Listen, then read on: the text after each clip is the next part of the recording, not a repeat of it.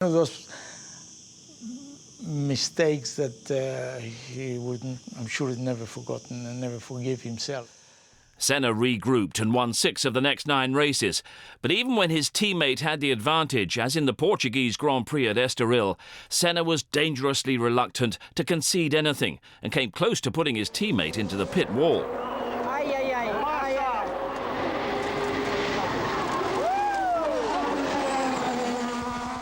That was very close. They didn't touch, but if they touched, one of them would have gone into the pit lane with all of the teams there. It would have been disaster. Ayrton has a small problem. He thinks that he can't kill himself because he believes in God and things like this, and I think that's very dangerous. But the penultimate race in Japan, it was Senna at his best. After a dreadful start, came a brilliant drive through the field from 14th in wet and dry conditions. His 8th victory of the season and his first world title. Senna gets away, Prost, fantastic! Senna left on the grid, and they go flying past him. And this has given Prost an enormous advantage. Ayrton Senna down in 14th place, he has got it all to do. And Ayrton Senna is now starting to carve his way through the field. You're going to see very soon Gerhard Berger losing his 3rd position to Ayrton Senna, who's closing up visually all the time. Senna is getting close to him, and Senna is going to challenge for the lead. Ayrton Senna has got the lead.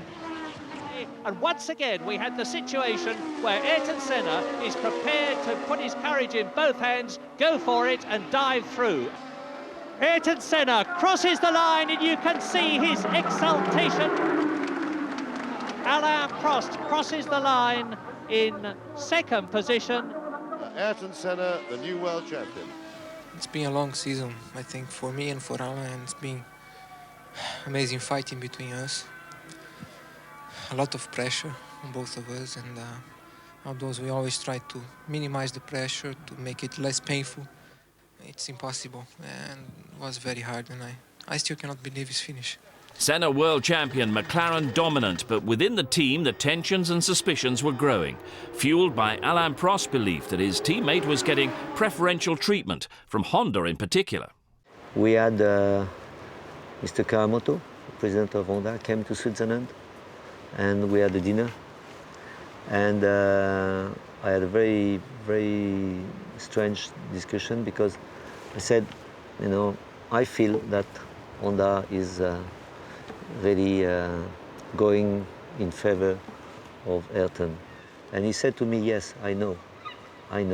And we have a new generation of engineers, mechanics, and they like Ayrton. They like the panache of Ayrton, and for sure they are more behind. Psychology of a racing driver is a big part of his performance. I always said 70–80%. It's very subjective, but it's a big part. And as soon as you feel that you have a sort of advantage or sort of preference, or I remember very well once I've seen the engines coming, and was written on the engine special for Ayrton, things like this. What does that mean? Is the engine better, or maybe it's exactly the same, or I don't know. But you don't want to see that. You want to have equal treatment, and inside the team it started to be a problem. It was only psychology, But for me, I did not feel very well, and I felt a big difference between 89 and 88. And I still do not understand why. They were both pretty calculating, to be honest, and I think that Ayrton was always a bit more animated, and therefore came across as a little bit less controlled, whereas Alain was, far more calculating behind the scenes. But they both used their national press very effectively. They were completely capable of presenting a unified front in front of the media in Europe or at a Grand Prix, and then fuel the national press when they got home, which of course then really provoked reaction from each other when they were on either of them were on the receiving end of the consequences. So that was challenging, but it wasn't really that unpleasant. It was just occasionally unpleasant, and in being tough, you not only use energy, but you lose a bit of respect, and that's not always a good thing. In 1989, the rivalry became raw and public at the San Marino Grand Prix.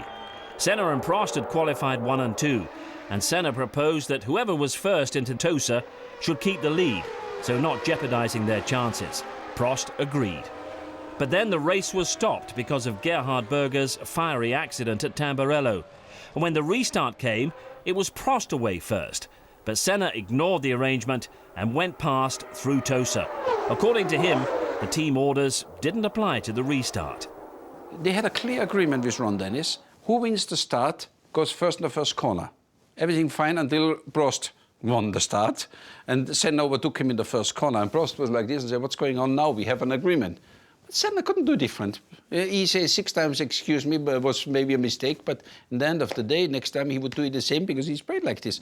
And I remember Pironi and Villeneuve, the same story, yeah, also. So in the end of the day, with these guys, there is no agreement or things, except this is for their advantage. And Ayrton on this was number 1. But with his charm, you always never had the feeling, you know. In some other times, some other drivers say, well, that's about, you know. But with Ayrton, it was always somehow, with his charm, he always covered everything. But ask Alain Prost how difficult it is to deal with somebody like this.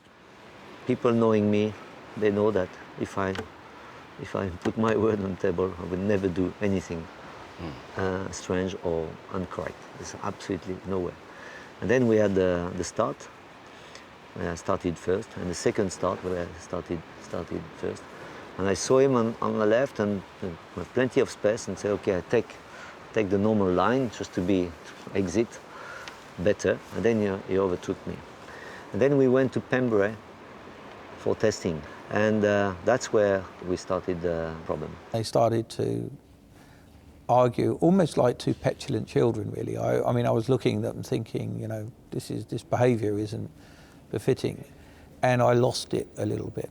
And I ramped the pressure, and they still didn't get it, that, you know, effectively the team had to come first. They just had to understand the team had to come first. We gave them equality. Their behaviour had to be consistent with the values of the team. Only one talked to I did not talk, and just listening. He said, Ron, what happened? You had an agreement? He said, yes, we had an agreement for the first start, not for the second start. Starting like this, said, okay, that's not a problem. But then more important, he said, it's not me, it's Alain who overtook me.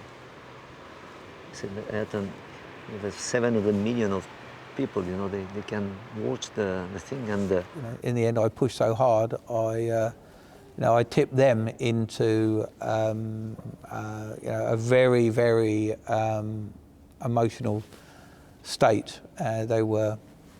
They didn't look like anything other than very frightened children at the time. It took, I don't know, maybe 20 minutes before he has accepted that, and he started to cry. You know? I can't say that because now he's not there anymore, but my mistake, I went to a French journalist, a friend of mine, and he had heard a few things. I told him the story, but I said, please, don't tell anything. You know, at this time we could still be a little bit off sometimes. And he has written that in the newspaper.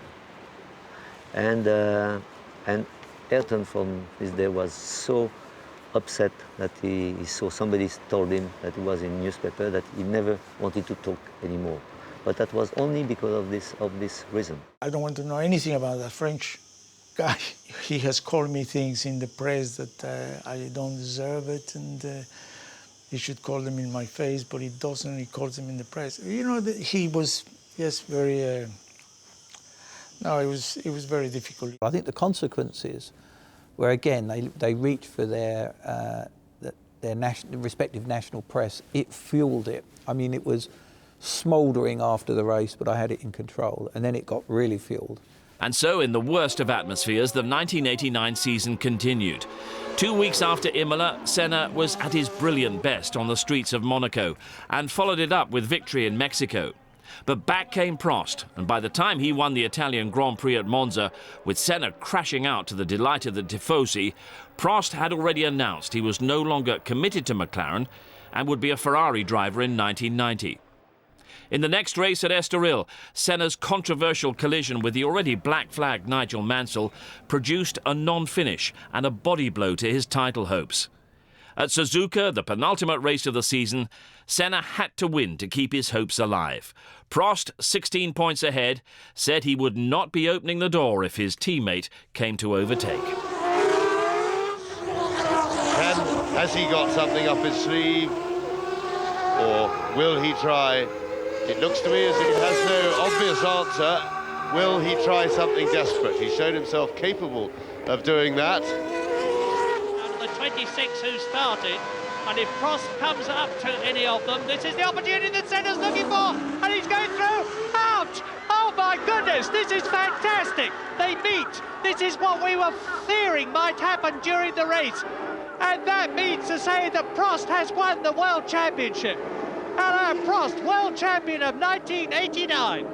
I remember being sitting in the lunch at the airport the next day, and I said to Alain, you did the two biggest mistakes of your life. So, why? He said, well, first of all, why did you go off the car? When, you know, they both shunted, and if they push both, Ayrton have to come and change the nose because the nose was destroyed, but your car was perfect. Yeah. Oh no, it was a big bang. It was a big bang, and the right wheel was like that. Yes, but the left wheel was also like that. He just he laughed, yeah. But in fact, his car had nothing. You know, he could stay in the car. They push both the drivers. They do the same thing. They probably didn't penalize anyone. But instead, it was war with the FIA. How much contact did you have with Ayrton during the closed season then, and how busy did it become? Well, quite a lot, because, you know, for everything that was said, and there was fines flowing to Ayrton, and he refused to come back, and he was going to drive in Indianapolis, and all these stories came up. So we were,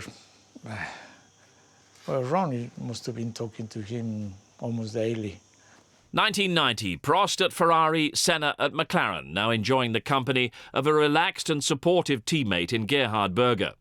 For Senna, his victory at Monza with Prost second was his 6th of the season, and brought him back to Suzuka with the championship advantage over his former teammate. Now, a non-finish for Prost would make Senna champion, and after the events of the previous season, the Brazilian was determined to finish it in ruthless fashion. The grid is clear, the lights go, and Senna sprints away, but Alain Prost takes the lead. It's happened. Alain Prost has taken the advantage. Senna is trying to go through on the inside, and it's happened immediately. This is amazing. Senna goes off at the first corner, but what has happened to Prost? He has gone off too. Well, that is amazing, but I fear absolutely predictable. Yes, and that makes Ayrton Senna world champion this year. So Ayrton Senna now, with Prost not finishing the race quite clearly, he's out of his car, stuck in the gravel pit. That, I'm afraid to say, is the end of this year's Drivers' World Championship in favour of Ayrton Senna. There's Prost running back, but it's all over for him. Well, that was predictable, I'm afraid. The man who got to the first corner first was going to be the world champion. I watched on the television cameras. They were obviously seeing Ayrton was walking back, and I was furious because, for many reasons. A, obviously it was a race win. It was a race we could have won. B, it was inconsistent with the principles by which I think one goes motor racing. I knew beforehand the start would be very difficult for me because I was on not on the right side on the circuit, on the dirty side of the asphalt. And I already expect the Ferrari to jump slightly ahead of me. And it all happened exactly as I predict. And then I just follow the car in front of me, that move in front of me. And as we approached for the first corner, I was right with him. He opened a gap. When he opens a gap, I went for it. And then he decided to go back again to the corner. And then it was impossible to avoid the contact. How bad was that in terms of things you've seen in Formula One?